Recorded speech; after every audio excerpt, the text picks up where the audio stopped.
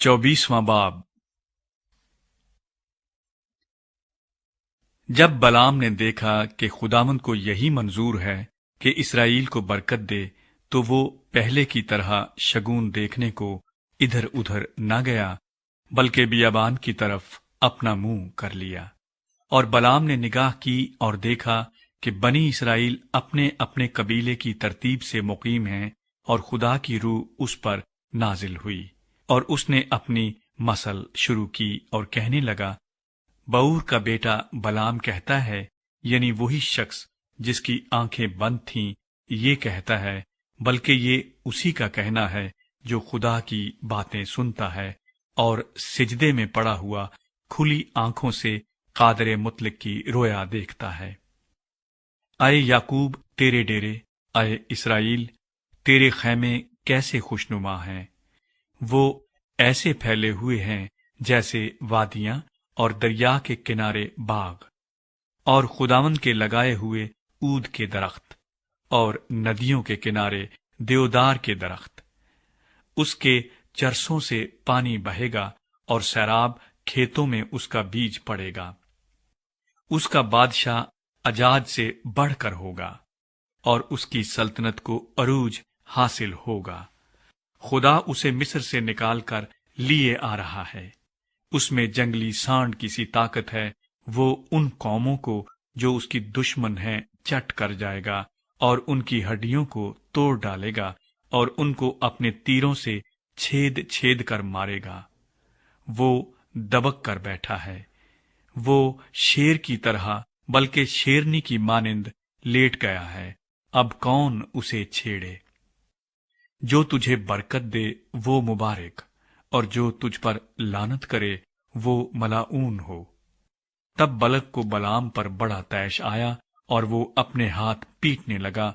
फिर उसने बलाम से कहा, मैंने तुझे बुलाया कि तू मेरे दुश्मनों पर लानत करे, लेकिन तूने 3 बार उनको बरकत ही बरकत दी। सो अब तू अपने मुल्क को भाग जा। मैंने तो सोचा था कि तुझे आली मनसब पर मुमताज करूं, पर खुदावंद ने तुझे ऐसे एजाज से महरूम रखा।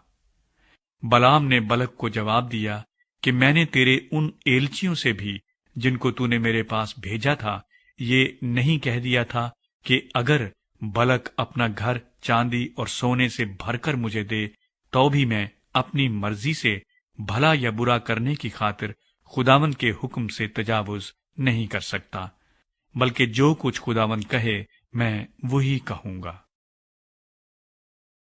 बलाम की आखिरी पेशन गोइयां। और अब मैं अपनी कौम के पास लौट कर जाता हूँ, सो तू आ, मैं तुझे आगाह कर दूं कि ये लोग तेरी कौम के साथ आखिरी दिनों में क्या क्या करेंगे। चुनाचे उसने अपनी मिसल शुरू की और कहने लगा, बऊर का बेटा बलाम कहता है, यानी वही शख्स जिसकी आंखें बंद थी, ये कहता है, बल्कि ये उसी का कहना है जो खुदा की बातें सुनता है और हक ताला का इरफान रखता है और सिजदे में पड़ा हुआ खुली आंखों से कादर मुतलिक की रोया देखता है। मैं उसे देखूंगा तो सही, पर अभी नहीं। वो मुझे नजर भी आएगा, पर नजदीक से नहीं। याकूब में से एक सितारा निकलेगा और इसराइल में से एक असा उठेगा और मोआब की नवाही को मार मार कर साफ कर देगा और सब हंगामा करने वालों को हलाक कर डालेगा। और उसके दुश्मन अदूम और शईर दोनों उसके कब्जे में होंगे और इसराइल दिलावरी करेगा। और याकूब ही की नस्ल से वो फरमा रवा उठेगा जो शहर के बाकी मांदा लोगों को नाबूद कर डालेगा। फिर उसने अमालीक पर नजर करके अपनी ये मिसल शुरू की और कहने लगा, कौमों में पहली कौम अमालीक की थी, पर उसका अंजाम हलाकत है। और कीनियों की तरफ निगाह करके ये मिसल शुरू की और कहने लगा, तेरा मस्कन मजबूत है और तेरा आशियाना भी چٹان پر بنا ہوا ہے، تو بھی کین خانہ خراب ہوگا، یہاں تک کہ اسور تجھے اسیر کر کے لے جائے گا۔ اور اس نے یہ مسل بھی شروع کی اور کہنے لگا، ہائے افسوس، جب خدا یہ کرے گا تو کون جیتا بچے گا؟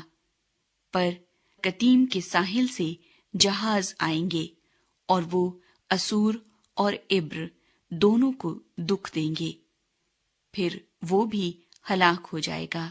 اس کے بعد بلام اٹھ کر روانہ ہوا اور اپنے ملک کو لوٹا، اور بلک نے بھی اپنی راہ لی۔